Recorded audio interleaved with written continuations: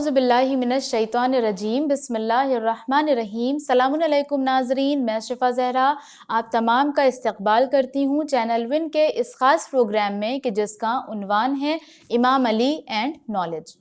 नाज़रीन मोहतरम, इससे पहले वाले एपिसोड में मैंने अपनी बात यहाँ पर ख़त्म की थी कि मौलाए कायनात की नज़र में इल्म की बहुत ज़्यादा अहमियत है कि आपने इल्म को हर एक चीज़ पर प्रायोरिटी दी है। जैसा कि आपने फ़रज़दक से ये कहा कि फ़रज़दक के बाबा से ये कहा कि इनको कुरान सिखाओ। अब हम ये देखेंगे कि कुरान के अलावा और कौन से उलूम हैं कि जिनका सीखना पढ़ना हमारे लिए ज़रूरी है, क्योंकि आज के इस मॉडर्न दौर में फ़कत इल्म दीन सीख कर हमारा काम नहीं चलेगा। अगर हमें आज के इस मॉडर्न दौर में रहना है तो जाहिर है हमें दीन और दुनिया दोनों को बैलेंस करके चलना होगा।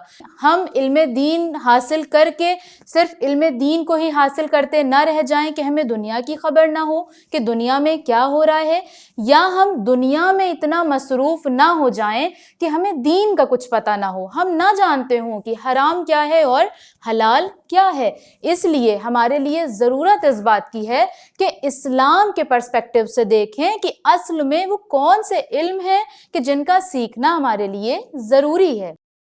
अगर हम मौलाए कायनात की इल्म की बात करते हैं तो हमारे जहन में सिर्फ यही आता है कि मौलाए कायनात एक मुफस्सिर कुरान थे, मौलाए कायनात कुरान की तफसीर करने वाले थे, मौलाए कायनात अहकाम को बताने वाले थे, फ़िक़्ह को बताने वाले थे। जबकि अगर देखा जाए तो मौलाए कायनात सिर्फ उस शख्सियत का नाम नहीं है जो हमें फ़कत कुरान और दीन सिखाए, नहीं, बल्कि मौलाए कायनात हज़रत अली इब्न अबी तालिब उस शख्सियत का नाम है कि जो हमें इस यूनिवर्स के ज़र्रे ज़र्रे के बारे में बता रहे हैं। ज़रूरत इस बात की है कि हम अपने अंदर उस तशनगी को पैदा करें और तलाश करें, ढूंढें कि वो कौन सी चीज़ें हैं कि जिसकी तरफ हमें मौला दावत दे रहे हैं। और उसके लिए सबसे ज़्यादा ज़रूरी जो चीज़ है वो ये कि आज के मॉडर्न इल्म को, आज की मॉडर्न साइंस को हम सीखें, हम जानें, अपने बच्चों को वैसे ही तालीम दिलाएं।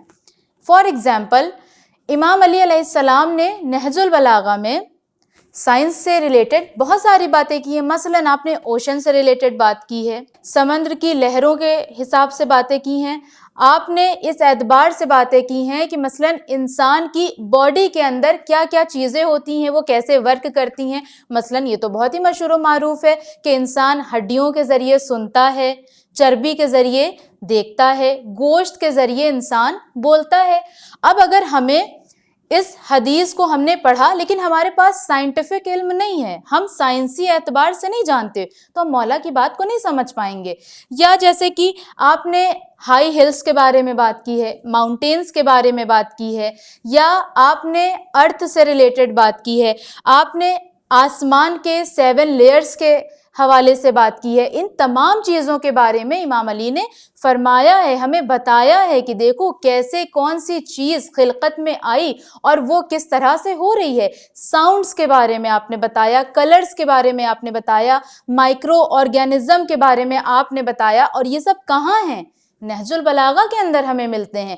लेकिन हम उस वक्त तक इसको दर्क नहीं कर सकते जब तक हमारा बैकग्राउंड इल्मी ना हो, जब तक हमारा बैकग्राउंड साइंसी एतबार से इल्मी नहीं होगा, तब तक हम मौला के सरमन्स को और सेइंग्स को उस तरह से नहीं समझ सकते। वरना हमारा हाल तो फिर वही हो जाएगा जैसे जाहिल अरब थे, वो सुनते तो थे मौला की बात लेकिन उन्हें कुछ समझ नहीं आता था। वही हाल हमारा होगा, हम पढ़ेंगे लेकिन हमें समझ में नहीं आएगा, हम कहेंगे हाँ सुनने में तो बहुत अच्छा लग रहा है, लेकिन क्या कहना चाह रहे हैं मौला ये हमें नहीं पता।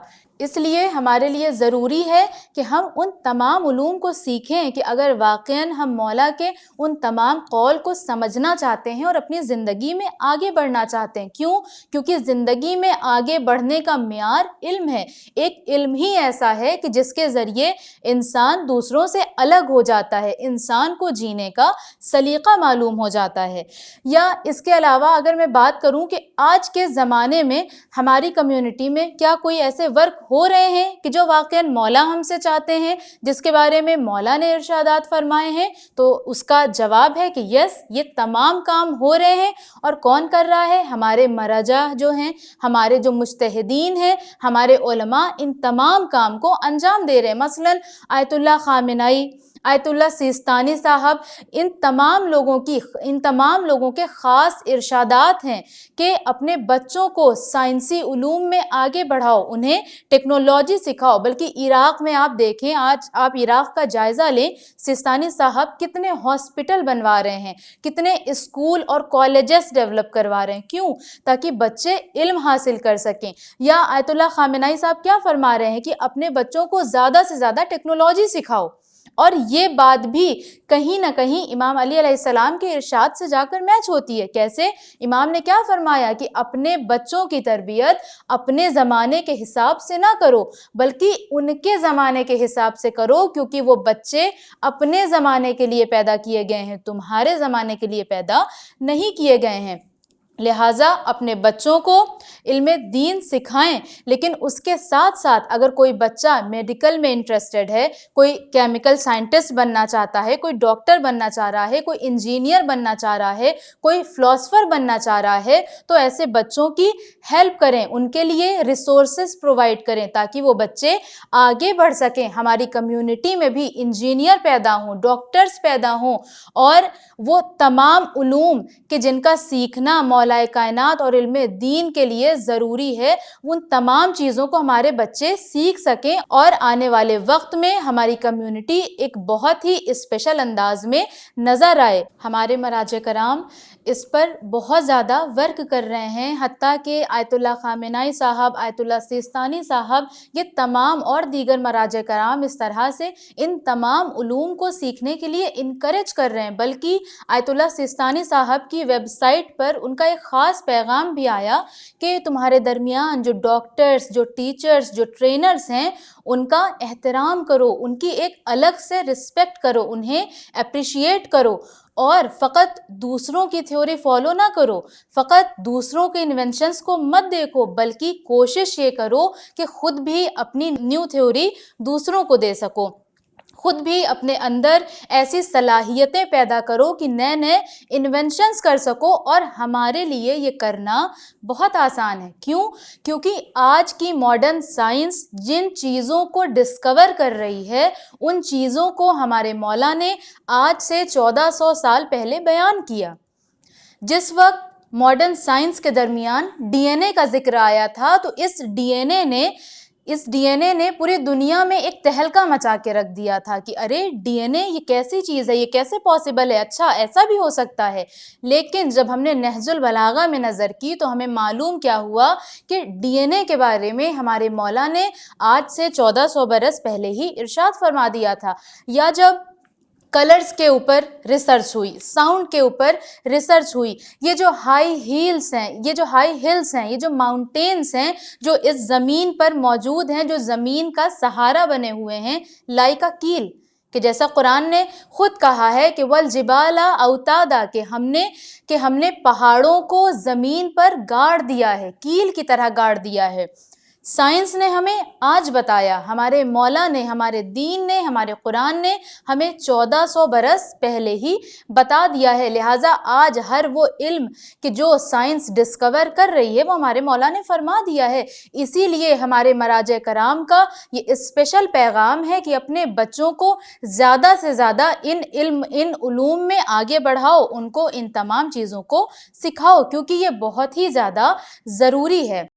حتیٰ کہ آیت اللہ خامنائی صاحب اور آیت اللہ سیستانی صاحب کا یہ فرمان ہے کہ جو سہم امام ہے اس کا جو یوز ہونا چاہیے وہ اس پر ہونا چاہیے کہ روزوں کے علاوہ جہاں پر نیڈ ہے وہاں پر ظاہر ہے آپ روزے بنائیں، لیکن زیادہ سے زیادہ کوشش یہ کی جائے کہ ہاسپٹلز بنائے جائیں، یونیورسٹیز بنائی جائیں، کالجز بنائے جائیں اور لیب بنائے جائیں جہاں پر جا کر بچے ریسرچ کر سکیں، ان علوم میں آگے بڑھ سکیں۔ یہ بہت زیادہ امپورٹنٹ ہے، اور اگر ہم واقعاً مولا کائنات کے ایک حقیقی چاہنے والے ہیں تو پھر ہمیں اس راہ پر چلنا ہوگا، ورنہ پھر ہم ان لوگوں کا مصداق ہو جائیں گے کہ جن کے لیے مولا نے فرمایا کہ تم نے میرے دل کو پیپ سے بھر دیا۔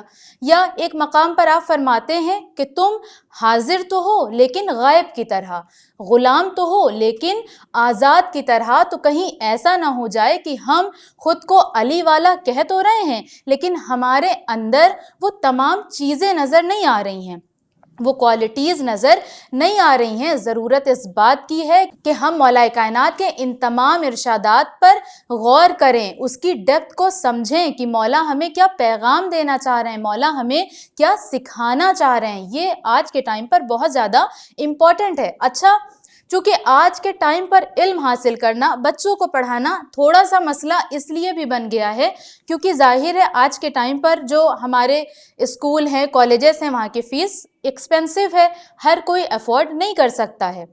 لیکن جو کچھ ماہرین ہیں، جو کچھ ٹیچرز ہیں، ان کا یہ کہنا ہے کہ اگر آپ کی فائنینشلی کنڈیشن اتنی اچھی نہیں ہے کہ آپ اپنے بچوں کو پڑھا سکیں، آپ قرض لے لیں۔ کیوں؟ ہمارے لیے بات بہت بڑی ہوگی، ارے قرض کیسے لے لیں؟ لیکن فار ایگزامپل آپ سپوز کریں خدا نخواستہ گھر میں کسی کو کوئی ایسی بیماری ہو جائے کہ اب ہمیں آپریشن کروانا ہی ہے ورنہ یہ اس دنیا سے چلا جائے گا، ہم کیا کچھ نہیں کریں گے؟ ہمیں قرض لینا ہوگا، ہم لیں گے، ہمیں لون لینا ہوگا، ہم لیں گے، ہمیں اپنی جولری بیچنی ہوگی، ہم بیچیں گے اور اس کی جان بچا لیں گے۔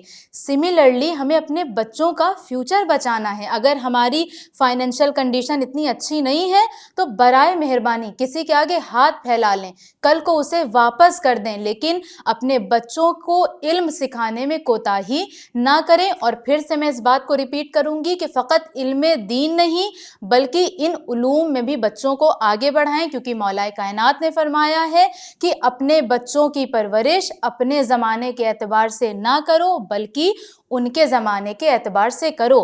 اور اسلام کا بنیادی اصول، بنیادی پیغام، قرآن کا سب سے پہلا پیغام بھی یہی تھا کہ اقرا، کہ پڑھو۔ رسول اللہ نے کیا فرمایا کہ طلب العلم فریضۃ علی کل مسلم و مسلمہ، کہ علم حاصل کرنا ہر مسلمان مرد اور عورت پر فرض ہے، واجب ہے۔ اس لیے ضروری ہے کہ ہم اس راہ پر چلیں کہ جس راہ پر ہم کو مولا دیکھنا چاہتے ہیں۔ اور اپنی اس گفتگو کو ایک شعر کے ساتھ میں ختم کرنا چاہوں کہ جاہل ہے اندھیروں میں بھٹکتا ہوا راہی، جاہل ہے اندھیروں میں بھٹکتا ہوا راہی، عالم ہے تو پڑھ لیتا ہے آیات الہی، جاہل کے زر و مال میں ہے وجہ تباہی، عالم ہے تو کرتا ہے فقیری میں بھی شاہی، اور جاہل ہے تو حیواں کی طرح پیٹ بھرے گا، جاہل ہے تو حیواں کی طرح پیٹ بھرے گا، عالم ہے تو فاقہ بھی سلیقے سے کرے گا۔ کیوں؟ کیونکہ علم ہمیں ادب اور تمیز بھی سکھاتا ہے۔ ناظرین محترم، آج کے اس پروگرام کو میں یہاں پر ختم کرتی ہوں۔ آپ سے انشاءاللہ ملاقات ہوگی ہمارے ایک اور نئے پروگرام میں، تب تک بنے رہیں چینل ون کے ساتھ۔ والسلام علیکم ورحمۃ اللہ وبرکاتہ۔